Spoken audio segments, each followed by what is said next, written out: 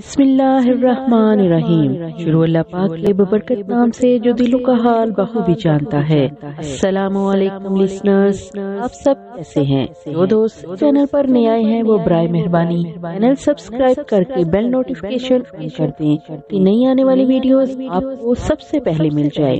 अरे लिसनर्स, आज मैं आपके लिए लाई हूँ बरनाग मारिया सीरीज की नंबर 31 सांप और देवता का पहला हिस्सा शहीद करने जा रही हूँ। लिसनर्स, ले चलते हैं कहानी की तरफ।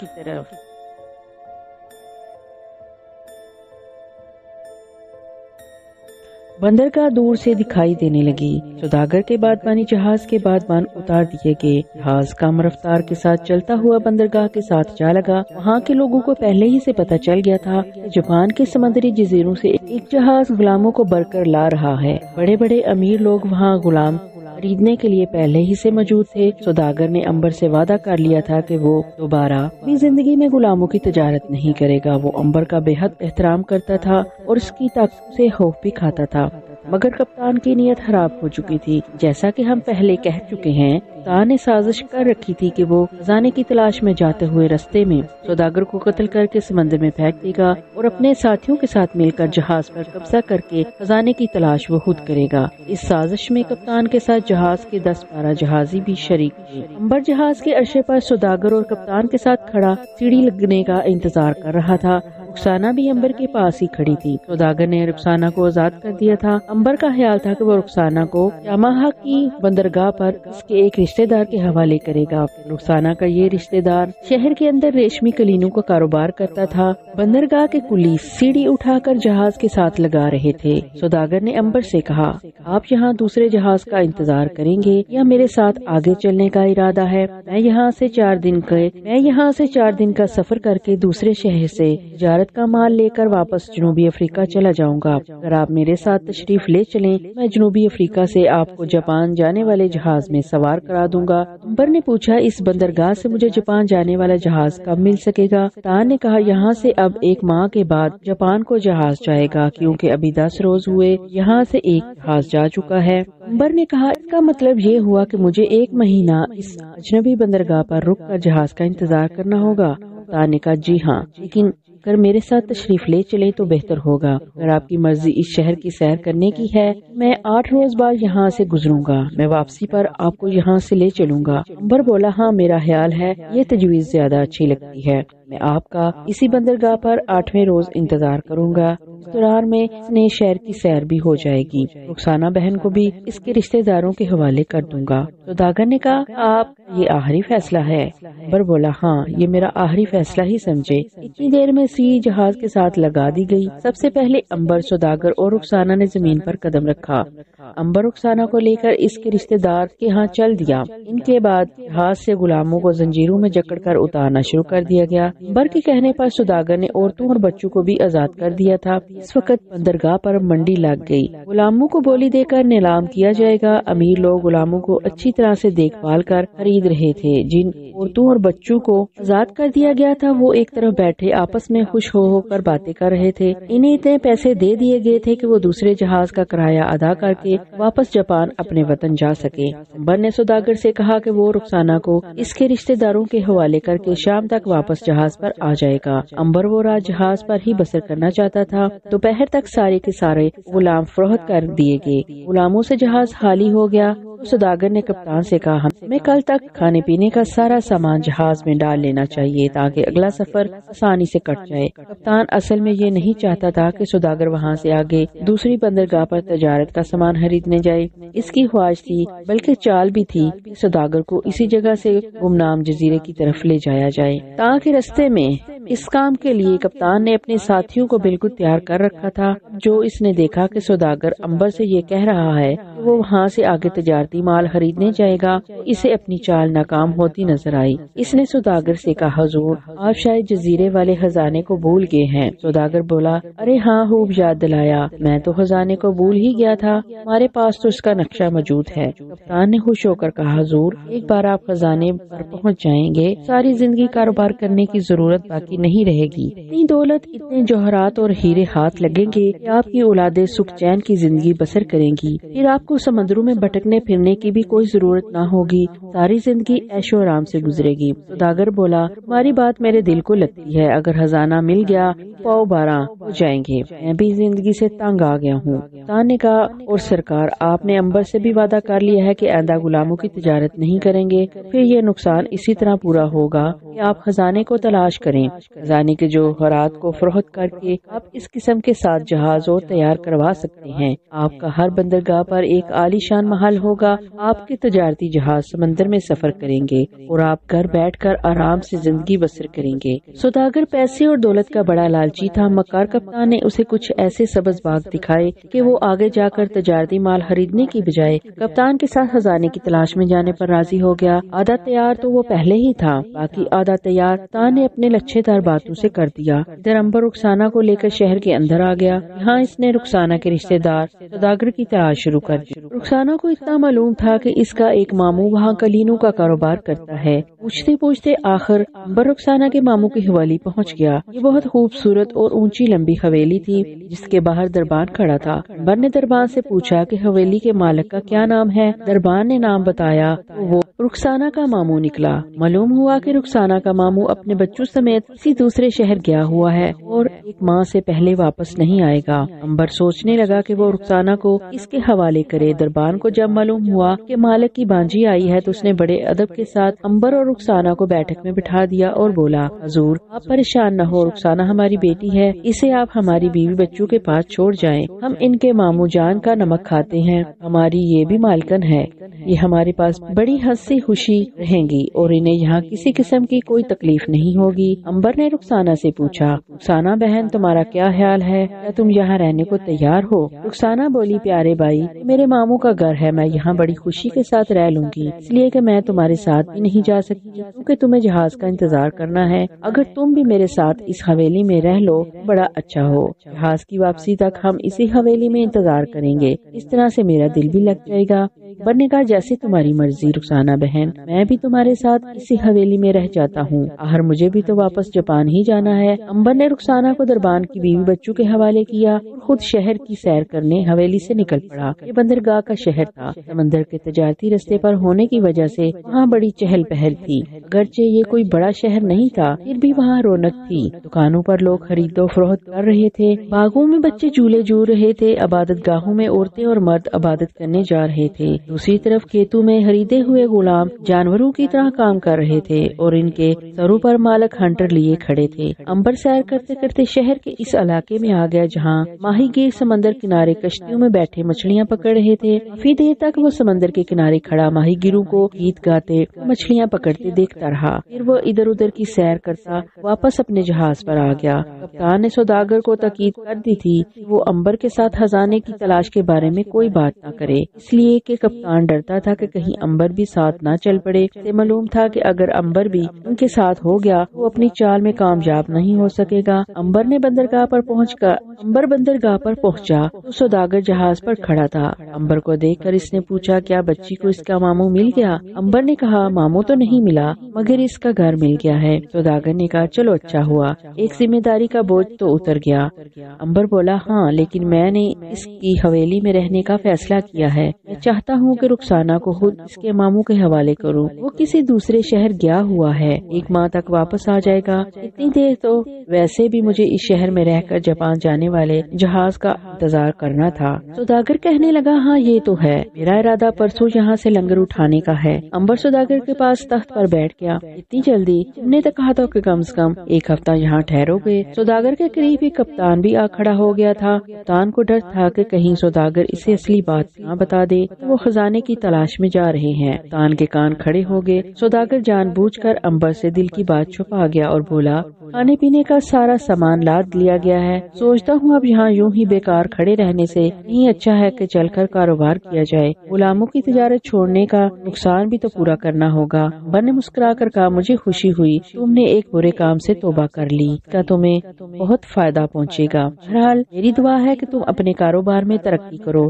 جہاں رہو خوش رہو۔ سوداگر نے مکاری سے کہا، بس مجھے تو تمہاری نیک تمنائیں چاہیے، تم نے میری زندگی کی کایا پلٹ دی ہے، اب مجھے دنیا میں کسی شے کا کوئی بھی لالچ نہیں، میں چاہتا ہوں کہ دیانتداری سے کام کروں اور جو روکھی سوکھی ملے اس پر گزارا کروں، حالانکہ سوداگر پہلے سے زیادہ لالچی ہو گیا تھا، خزانے کی تلاش میں اپنی زندگی کا خطرہ مول لے رہا تھا۔ امبر نے کہا، میں تم سے بہت خوش ہوں کہ تم ایک اچھے انسان بن گئے ہو، مجھے یقین ہے کہ تم ساری زندگی اچھے انسان ہی بنے رہو گے۔ سوداگر بولا، میں نے ساری زندگی اچھا انسان بنے رہنے کا فیصلہ کر لیا ہے۔ امبر، تم زندگی میں جب کبھی بھی مجھے ملو گے مجھے ایک اچھا انسان ہی پاؤ گے۔ کپتان نے جھوٹ موٹ منہ بنا کر کہا، ان کے ساتھ ہمیں بھی اب غریبی میں زندگی بسر کرنی پڑے گی۔ امبر نے کہا، کپتان صاحب، نیک اور سچی زندگی اگر غریبی میں بھی بسر ہو اس پر خدا کا شکر ادا کرنا چاہیے۔ برے آدمی کا انجام ہمیشہ برا ہوتا ہے، چاہے وہ کتنا ہی دولت مند کیوں نہ ہو جائے۔ سوداگر نے سر جھکا کر کہا، واہ واہ، بجا فرمایا۔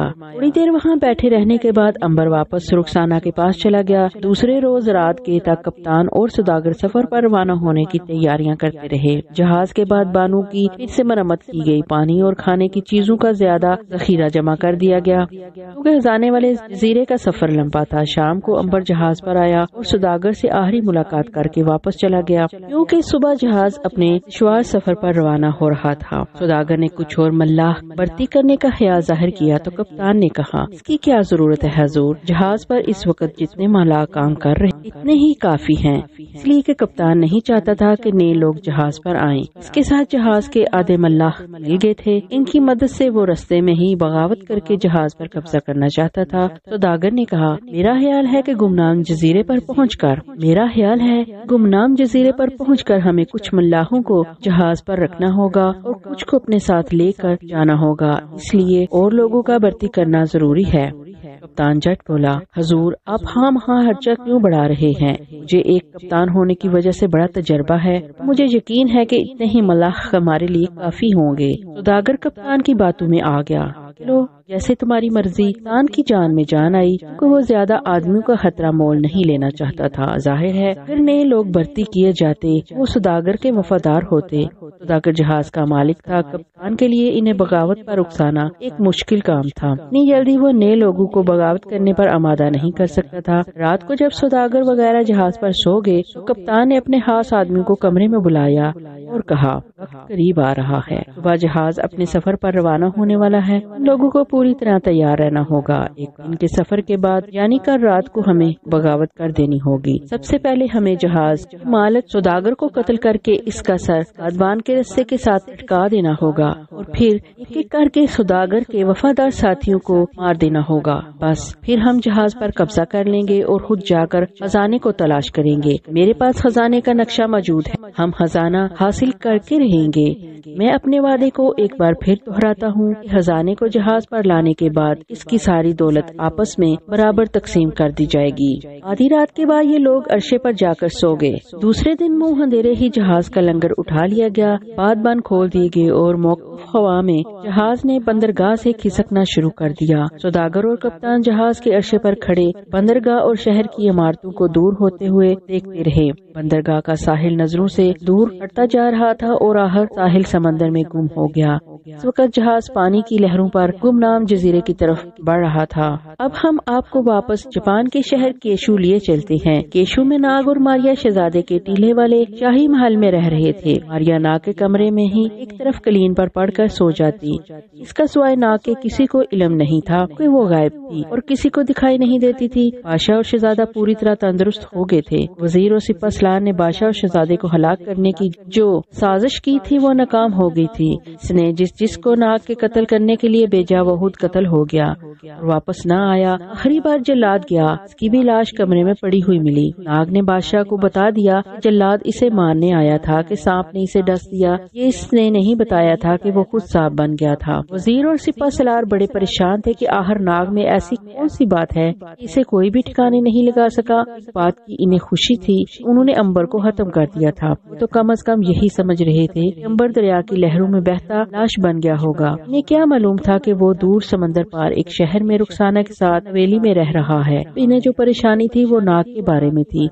جلدی سے جلدی ناگ کو اپنے راستے سے ہٹانا چاہتے تھے کیونکہ ناگ ہی راستے کی بہت بڑی رکاوٹ تھی۔ وزیر نے جنجنا کر کہا، اس کمبخت کو جانے کیسے زہر کا پتہ چل جاتا ہے، اس کی جگہ شاہی محل کا کوئی اور حکیم ہو تو اسے کبھی یہ معلوم نہ ہو سکے کہ کھانے میں زہر ملا دیا گیا ہے، مگر مصیبت یہ ہے کہ ناگ چمچے کے ساتھ لگے ہوئے معمولی سے معمولی زہر کی تہ کو بھی سونگ کر جانچ لیتا ہے، اس کی وجہ سے ہم بادشاہ اور شہزادے کو زہر نہیں دے سکتے۔ سپہ سالار بولا، میں تو کہتا ہوں بادشاہ اور شہزادے کو ہی قتل کر دیا جائے، روز روز کی جگجگی ختم ہو جائے گی۔ وزیر نے عقلمندی سے سر ہلا کر کہا، خبردار سپہ سالار، ایسا کبھی مت سوچنا، ایسی خطرناک حرکت کبھی نہ کر بیٹھنا۔ ساری رعایا اور پوری فوج شہزادے اور بادشاہ سے محبت کرتی ہے، انہیں پتہ چل گیا کہ بادشاہ اور شہزادے کو ہم نے مل کر قتل کر دیا ہے تخت پر بیٹھنے کے لیے، تو وہ ہمیں کبھی زندہ نہیں چھوڑیں گے، وہ فوراً سمجھ جائیں گے کہ یہ کام سوائے ہمارے اور کسی کا نہیں ہو سکتا۔ سپہ سالار نے کہا، لیکن آخر ہم کب تک انتظار کرتے رہیں گے؟ نہ بادشاہ مرتا ہے، نہ شہزادہ مرتا ہے اور نہ ناگ مرتا ہے، آخر ہم کریں تو کیا کریں؟ کیا ہم ہاتھ پر ہاتھ دھرے بیٹھے رہیں؟ وزیر نے سوچ کر کہا، ناگ ہمارے راستے کی سب سے بڑی رکاوٹ ہے، اسے راستے سے ہٹائے بغیر ہم اپنے مقصد میں کامیاب نہیں ہو سکتے، اسے کسی نہ کسی طرح ٹھکانے لگانا ہوگا، یہ تو ہم دونوں جانتے ہیں، مگر سوال یہ ہے اس کمبخت کو راستے سے کیسے ہٹایا جائے، ایسی کون سی ترکیب کی جائے کہ ناگ ختم ہو جائے؟ سپہ سالار کی اس بات پر وزیر نے کہا، آ گئی ترکیب۔ کیا مطلب یہ کہ ترکیب میرے ذہن میں آ گئی ہے۔ سپہ سالار نے پوچھا، ہر مجھے بھی تو معلوم ہو وہ کیا ترکیب ہے۔ وزیر نے عیاری سے مسکرا کر کہا، یہ تجویز مجھے سانپ نے سجائی ہے جس نے جلاد کو ڈسا تھا، ہم ناگ کے کمرے میں زہریلا سانپ چھوڑ دیں گے، وہ ایک ایسا سانپ ہوگا جس کا ڈسا پانی بھی نہیں مانگتا، یہ سانپ رات کے وقت ناگ کے کمرے میں چھوڑ دیا جائے گا، صبح کو ناگ مردہ ہوگا۔ سپہ سالار خوش ہو گیا، وزیر میں تمہارے دماغ کی داد دیتا ہوں، سچ مچ یہ ایک اچھی ترکیب ہے، سانپ کے ڈسنے سے ناگ نہیں بچ سکے گا، مگر ایسا سانپ ہمیں کہاں سے ملے گا؟ وزیر نے مونچھوں پر انگلی پھیرتے ہوئے کہا، اس کا سب بندوبست میں کر لوں گا،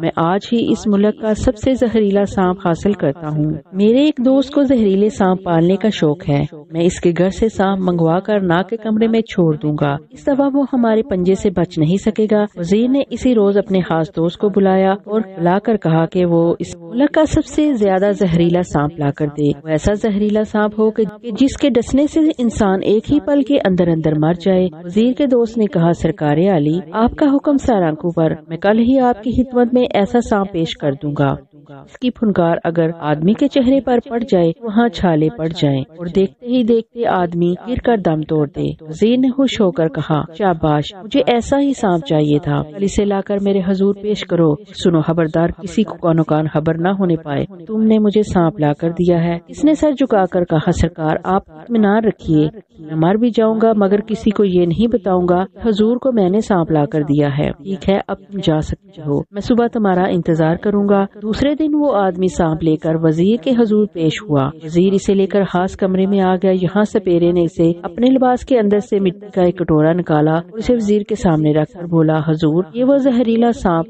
جس کا کاٹا پانی نہیں مانگتا، اجازت ہو تو میں کھول کر آپ کو دکھاؤں؟ ہاں میں اجازت ہے، مگر اتنا خیال رہے کہ تمہارے ہاتھ سے سانپ گرنے نہ پائے۔ حضور ساری عمر زہریلے سانپوں کو کھلاتے گزری ہے، ایسا نہیں ہو سکتا کہ سانپ میرے ہاتھ سے گر پڑے۔ سپیرے نے کٹورے کے منہ پر لپٹا ہوا کپڑا ہٹا دیا، اندر سے سانپ نے پھنکار ماری۔ سپیرے نے اپنے ہاتھ پر کپڑا لپیٹا اور اندر ہاتھ ڈال کر سانپ کو گردن سے پکڑ کر باہر نکال لیا۔ یہ سانپ سبزی مال سیاہ تھا، اس کے سارے جسم پر زرد رنگ کے دبے تھے، اگرچہ وہ چھوٹا تھا مگر اس کی سرخ آنکھوں سے شعلے نکل رہے تھے۔ وزیر سانپ کو دیکھ کر بڑا خوش ہوا، کہنے لگا، مجھے یقین ہے یہ وہ کام ضرور کر دے گا جسے میرے بہادر سے بہادر وفادار ساتھی بھی نہیں کر سکے۔ سپیرے نے سر جھکا کر کہا، جناب عالی، آپ حکم کریں تو یہ سانپ ایک ہی وقت میں 2 آدمیوں کا کام تمام کر سکتا ہے، اس کے اندر بہت زہر ہے، کہ زہر سے انسان کا خون سیاہ ہو کر رگوں میں پتھر بن کر جم جاتا ہے اور انسان ستون کی طرح نیچے گر کر مر جاتا ہے۔ ٹھیک ہے، اسے میرے پاس چھوڑ دو۔ سپیرا سانپ کو وزیر کے پاس چھوڑ کر چلا گیا۔ وزیر نے سانپ کا کٹورا ایک صندوق میں بند کر کے اسے تالا لگا دیا۔ اس کے بعد اس نے سپہ سالار کو بلا کر اسے بتایا کہ سانپ حاصل کر لیا گیا ہے، بس اب اس سانپ کو ناگ کے کمرے میں چھوڑنا باقی ہے۔ سپہ سالار نے پوچھا، اور یہ کام کون کرے گا؟ آدمی ایسا ہونا چاہیے جو وفادار اور اعتباری ہو، وزیر کے چہرے پر کمینی مسکراہٹ آ گئی، کہنے لگا گھبراؤ نہیں سپاہ سالار، جو آدمی ناگ کے کمرے میں سانپ چھوڑ کر آئے گا وہ بھی زندہ نہیں رہے گا، اور جب وہ زندہ نہیں رہے گا یہ راز نہیں رہے گا، کسی کو پتہ نہ چل سکے گا کہ ناگ کی موت میں ہمارا ہاتھ ہے۔ سپاہ سالار نے کہا ٹھیک ہے، میں یہی تسلی کرنا چاہتا تھا۔ پھر جنجنا کر بولا وقت یہ ساری مصیبت صرف اسی لیے پیدا ہو رہی ہے کہ رعایا بادشاہ اور شہزادے کو پیار کرتی ہے، اگر ایسی بات نہ ہوتی تو میں کب کا ان دونوں کا کام تمام کر چکا ہوتا۔ سازش کا جال پوری طرح سے پھیلا دیا گیا، یہ جال ناگ کے ارد گرد کانٹے دار جاڑی کی طرح بچھا دیا جا رہا تھا اور ناگ کو کوئی خبر نہیں تھی۔ یہ الگ بات ہے کہ ناگ کا کوئی بال بھی بیکا نہیں کر سکتا تھا۔ وزیر نے شاہی باورچی کو بلا کر کہا اسے ناگ کے کمرے میں سانپ چھوڑنا ہوگا۔ شاہی باورچی پہلے ہی سے جانتا تھا کہ وزیر اور سپاہ سالار شاہی خاندان کے خلاف ہیں، خود کے کہنے پر بادشاہ اور شہزادے کو زہر دیتا رہا تھا۔ باورچی کا دل یہ کام کرنے کو نہیں چاہتا تھا، مگر وزیر کے سامنے وہ انکار بھی نہیں کر سکتا تھا۔ اس نے ادب سے جھک کر کہا حضور عالی میں حاضر ہوں، حکم کرے تو میں اپنا سر کاٹ کر آپ کے قدموں میں پیش کر دوں۔ وزیر نے مونچھوں پر ہاتھ پھیر کر کہا اس وقت ہمیں تمہارے سر کی ضرورت نہیں، جب کبھی ضرورت ہوئی تو تمہیں کاٹنے کی زحمت نہیں دیں گے بلکہ خود کاٹ لیں گے۔ اس وقت تمہیں صرف یہ خدمت دی جاتی ہے کہ اس کٹورے میں پڑے زہریلے سانپ کو آدھی رات کے وقت ناگ کے کمرے میں اسی طرح جا کر چھوڑاؤ۔ شاہی باورچی بولا بہت بہتر حضور۔ وزیر نے کہا اب تم جا سکتے ہو۔ باورچی نے سانپ کا کٹورا اپنے لباس کے اندر چھپایا اور وہاں سے چلا گیا۔ جس رات ناگ کے کمرے میں سانپ پھینکنے کی سازش ہوئی، اسی رات کو ماریا نے سوچا کہ وہ ٹیلے کی ترائی والے غار کے اندر جو مقبرہ ہے وہاں جائے اور جا کر دیکھے وہ کون سی ملکہ کی روح ہے جو اپنے بادشاہ کے قتل کے دکھ میں چاندنی راتوں کو بیان کرتی ہے۔ اس رات آسمان پر چاند شام سے ہی نکل کر چمکنے لگا تھا۔ چاند کی روشنی میں شہر کے ارد گرد کے جنگل اور باغ صاف جھلکنے لگے تھے کہ وہ غار والے مقبرے کی طرف جا رہی ہے۔ رات کو کھانا آیا تو ناگ نے دروازہ بند کر کے ماریا کو ساتھ بٹھایا اور دونوں مل کر کھانا کھانے لگے۔ کھانے پر ادھر ادھر کی باتیں ہوتی رہی۔ ماریا نے مقبرے والی ملکہ کا ذکر تک نہ کیا، ناگ کو ہرگز نہ بتایا کہ وہ آج رات مقبرے میں جائے گی۔ رات کا کھانا کھانے کے بعد شاہی باورچی نے ناگ کے کمرے میں جا کر سانپ چھوڑنے کی تیاریاں شروع کر دی۔ اس نے سیاہ لباس پہنا، سانپ والے کٹورے کو جیب میں چھپایا اور آدھی رات کے گزر جانے کا انتظار کرنے لگا۔ ناگ بھی کھانے سے فارغ ہو کر شہزادے کے پاس اسے دوائی کھلانے چلا گیا۔ شہزادے کی صحت بڑی اچھی ہو گئی تھی، اب وہ بادشاہ کے ساتھ تخت پر بیٹھتا تھا، کہاں تو وہ بستر سے نہیں اٹھ سکتا تھا اور اب گھڑ سواری بھی کرتا تھا، جنگل میں جا کر شیر اور ہرن کا شکار بھی کرتا تھا۔ شہزادے سے اجازت لے کر ناگ بادشاہ کے محل میں آ گیا۔ بادشاہ کھانے کے بعد سونے کے پیالے میں قہوہ پی رہا تھا، سارے کمرے میں قہوے کی مہک پھیلی ہوئی تھی۔ ناگ نے بادشاہ کی خدمت میں جھک کر سلام عرض کی اور امبر کی دی ہوئی دوائی کھلائی۔ بادشاہ نے دوائی کھا کر ایک بھری اور کہا کاش اس وقت ہمارا پیارا اور ہمدرد بیٹا امبر بھی یہاں ہوتا، ہمیں تندرست دیکھ کر اسے کس قدر خوشی ہوتی، خدا جانے بیچارہ کہاں مارا پھر رہا ہوگا۔ ناگ نے کہا بادشاہ سلامت، امبر میرا پیارا بھائی ہے، اس کے بچھڑ جانے کا مجھے بے حد صدمہ ہے۔ کوئی رات ایسی نہیں آتی جب میں اسے خواب میں نہیں دیکھتا، اس کی یاد میرے دل سے ایک پل کے لیے بھی الگ نہیں ہوتی، لیکن قسمت میں بائی بائی کی جدائی لکھی تھی، خدا کرے کہ وہ جہاں بھی ہو خوش ہو اور جلد ہی ہم سے آن ملے۔ بادشاہ نے کہا ہمیں سب سے زیادہ غم اور فکر اس بات کا ہے کہ کہیں دشمنوں نے اسے ہلاک نہ کر دیا ہو۔ ناگ کے منہ سے نکل گیا وہ مر نہیں سکتا۔ بادشاہ نے تعجب سے ناگ کی طرف دیکھ کر پوچھا کیا مطلب؟ ناگ کو اب محسوس ہوا کہ اس کے منہ سے ایک ایسی بات نکل گئی ہے جو اسے نہیں کہنی چاہیے، پھر بھی وہ جلدی سے بولا میرا مطلب یہ ہے بادشاہ سلامت، میرا دل کہتا ہے میرا بھائی مر نہیں سکتا، وہ ضرور زندہ ہوگا، بہادر ہے اور اکیلا 7 دشمنوں پر بھی بھاری ہے، وہ ضرور زندہ ہے اور ہم سے آن ملے گا۔ بادشاہ سلامت نے کہا خدا تمہاری دعا قبول کرے۔ ناگ بادشاہ کے محل سے کچھ اداس سا ہو کر واپس اپنے کمرے میں آ گیا، اس کا دل اپنے پیارے بھائی امبر کی یاد سے بوجھل ہو رہا تھا۔ کمرے میں آ کر ناگ نے دروازے کو اندر سے بند کیا اور پلنگ پر لیٹ گیا۔ کچھ دیر وہ امبر کی یاد میں کھویا رہا، اسے احساس ہی نہ ہوا کہ اس کمرے میں ماریا بھی اس کے ساتھ ہی رہتی ہے۔ اس نے ماریا کو مخاطب کرتے ہوئے کہا ماریا بہن، آج بادشاہ سلامت بھی امبر بائی کو بہت یاد کر رہے تھے۔ ماریا نے کوئی جواب نہ دیا۔ ناگ نے دوسری بار یہی جملہ دہرایا، پھر بھی کوئی جواب نہ آیا تو اس نے چونک کر پوچھا ماریا کمرے میں ہو یا نہیں؟ کمرے میں ماریا نہیں تھی۔ ناگ نے اٹھ کر پہلا کام یہ کیا کہ اندر سے دروازے کی کنڈی کھول دی، کیونکہ ماریا کنڈی کھلوائے بغیر اندر نہیں آ سکتی۔ ناگ نے خیال کیا کہ شاید وہ کھانا کھانے کے بعد باہر باغ میں چہل قدمی کرنے گئی ہوگی۔ پلنگ پر بیٹھا رہا اور رات گزرتی گئی، ماریا نہ آئی۔ ناگ پریشان ہو کر اٹھا اور باہر باغ میں جا کر ماریا کو دھیمی آواز میں پکارنے لگا، مگر کسی جگہ سے بھی کوئی جواب نہ ملا۔ جواب کہاں سے آتا؟ ماریا وہاں ہوتی تو جواب دیتی۔ ماریا اس وقت ٹیلے والے پرانے مقبرے کی طرف جا رہی تھی۔ جب ماریا ٹیلے والے مقبرے پر پہنچی، چاندنی ہر طرف پھیلی ہوئی تھی۔ وہ ڈرتے ڈرتے آگے بڑھی اور جہاں امبر اور ناگ نے بتایا تھا پتھروں کے نیچے سیڑھیاں غار میں جاتی ہیں، وہاں آ کر بیٹھ گئی اور وہاں سے پتھر کی سیلیں اٹھا کر پیچھے کرنے لگی۔ وہاں اس کو راستہ ظاہر ہو گیا۔